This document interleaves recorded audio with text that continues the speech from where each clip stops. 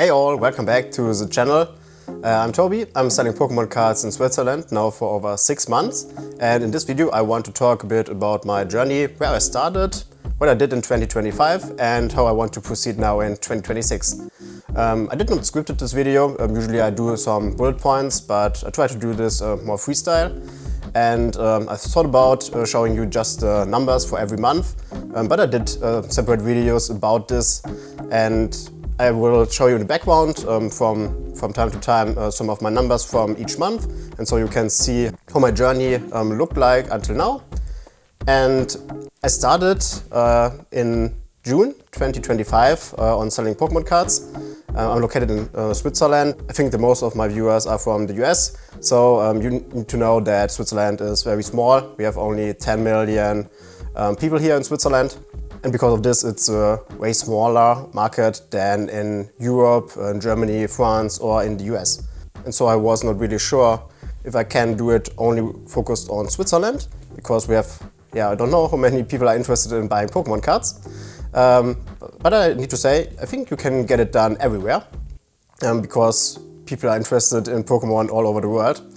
And so this was my key concern, thinking about starting it. And where I really focused on the idea was in my holidays, where I was like 2 weeks on vacation. And I had time to think about what I want to do. And I thought I want to do something besides my main job. I work usually in IT in my main job. And this was what I figured out, because I like the hobby and I enjoy going through Pokemon cards, and also like to have like Pokemon cards in my hands and just the whole thing. And so I think this was a good idea, and until now I must say, I really enjoy it and I will continue it. But I faced some problems which I did not saw before. But I think you have this everywhere where you want really to start something new.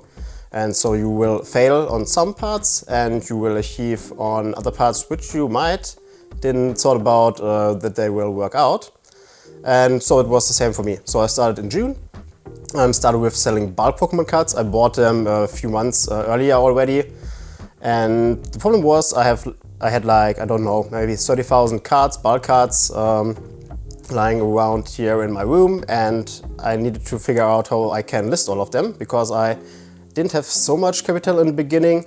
I wanted to start small and also do not want to invest a large amount of money just buying stuff, and I don't know how to sell it. And so I thought about starting small, it's safer. And so I started with bulk cards. And so the first thing which I did then was to buy a sorting machine.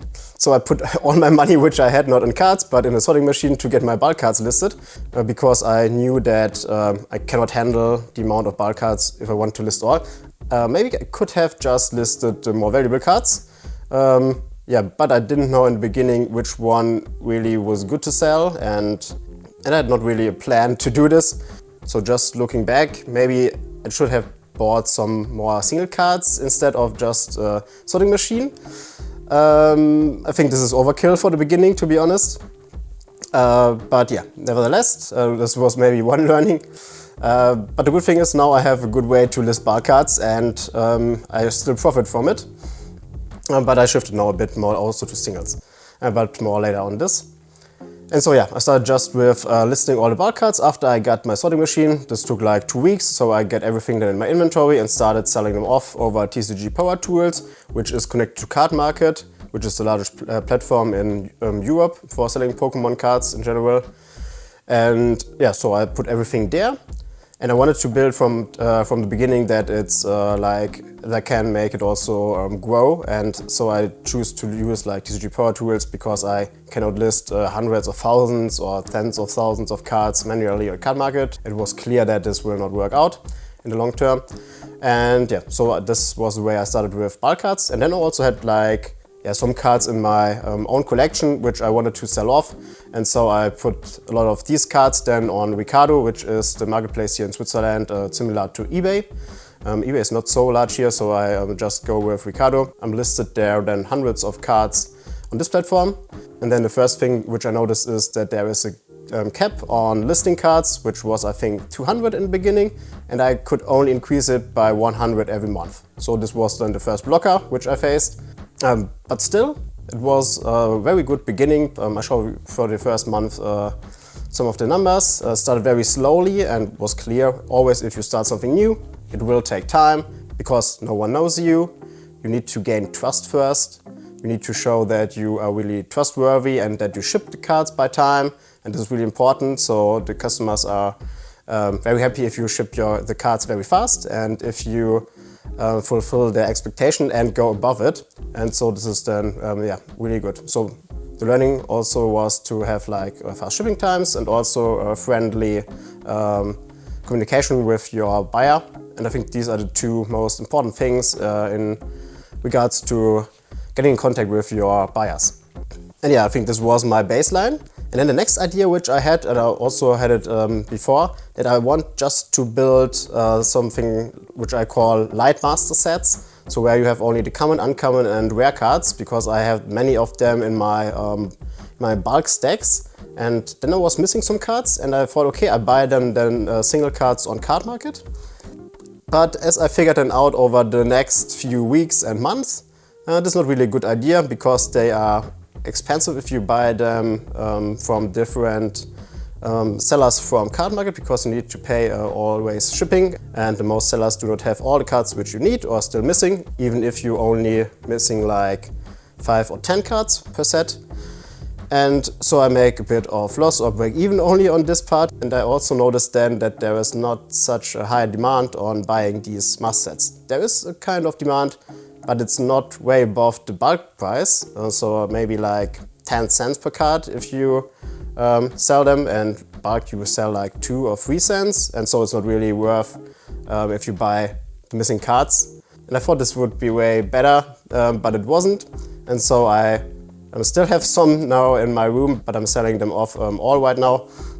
I will continue this, but in an automated way. So if I have really all the cards from a specific set by random, if I just bought them all from a usual bulk price, then I will group them together as a set, but I will not do this then manually. Finally, I picked all of them, like 150, 200 cards most of the time for the most sets, and this took also a very long time.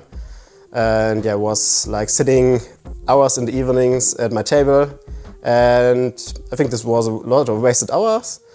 But yeah, so this was also learning from my side that this was not really worth doing it. And so then I shifted, I think end of last year, a bit more to singles. I bought then some collections, or yeah, multiple collections, because then I have some money from the bulk sales which I got, which was really good. I think the bulk sales make up for my expenses, which are around about 250 per month, and also then a bit of profit from if I'm selling actively more bulk cards. If I have like new bulk cards and I sell quickly then the better cards like trainer cards, holo cards and older cards from older sets. Some bulk cards are worth $5 to $10, especially from the older sets. And this is really crazy. They really sell very quickly, especially over Card Trader, which are also connected to TCG Power Tools. And so this was also good learning that you can quickly turn then the better bulk cards in some money back. And then you can use this money to buy more bulk or also singles. And the other bulk cards, I have now around about 60,000, I think, in my inventory. You have then a large inventory, and from time to time you get a buyer that buys a larger amount from you. And even if you then have a higher price for bulk cards, they buy from you because you have many, many cards. This is also an advantage. And I think I'm one of the largest bulk sellers in Switzerland right now. And so I think this is also an advantage. What I achieved with my bulk cards. So looking back at buying a sorting machine early was maybe not so bad, because I have now massive amounts of bulk cards in my inventory, which otherwise I wouldn't have been able to list at all, because it's not achievable to list like 60,000 bulk cards just manually. Yeah, I think you can do it, but it takes a massive amount of time, and it's not really worth doing it if you sitting there the whole time and then you do not do anything else on your Pokemon business. And I spent my time to build then in the next step a Shopify store.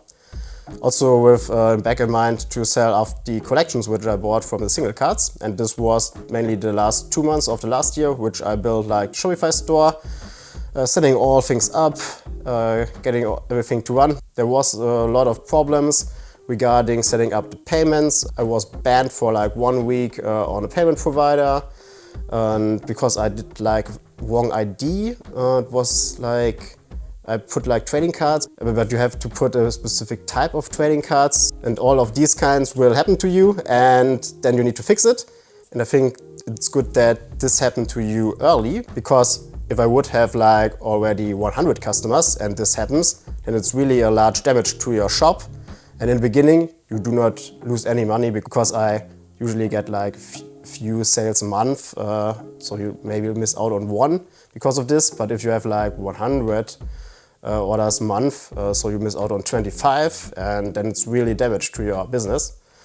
And so I think it's good if those things happen on a smaller base, and not if you are already larger. I think there happens then other things. I saw some videos also from Pokémon or something like this. They have other problems, but these are the small businessman problems, I would say, for the beginning. So I think you face every time problems, and I think the most important thing is that you figure out how to solve them.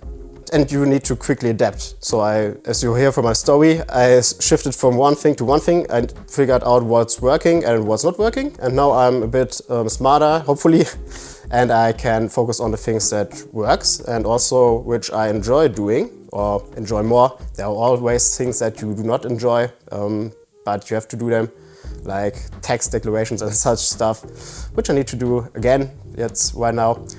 Yeah, but there's always the case that you have some things that you enjoy and other things that you do not enjoy. But in the whole, I must say I really enjoy this, and it's also why I will continue this.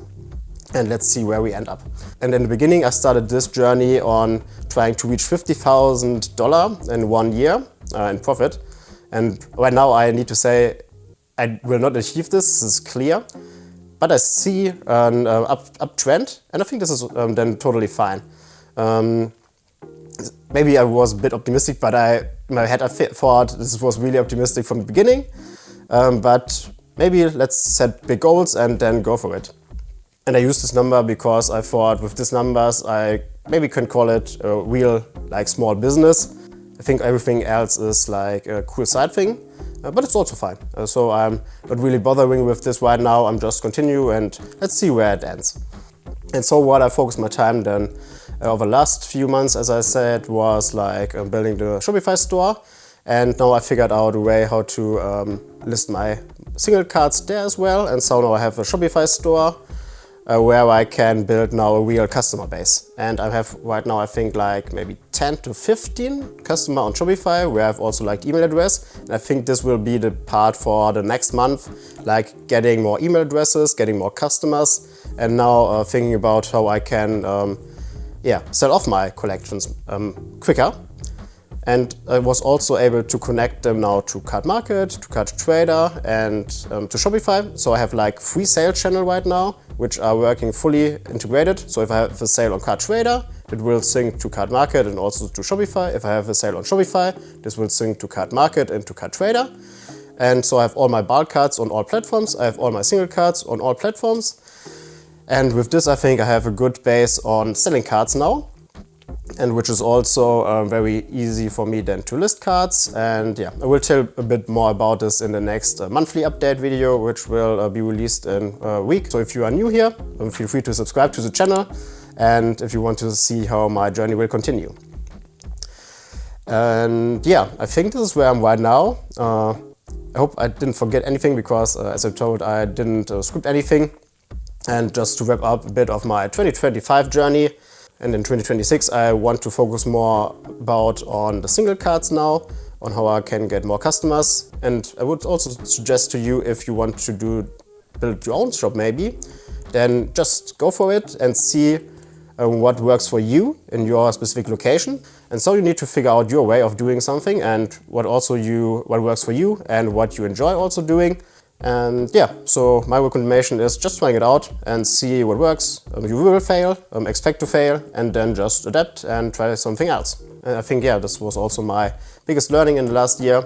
I think this is everything what I wanted to say in this video. And then hopefully see you in the next monthly update video.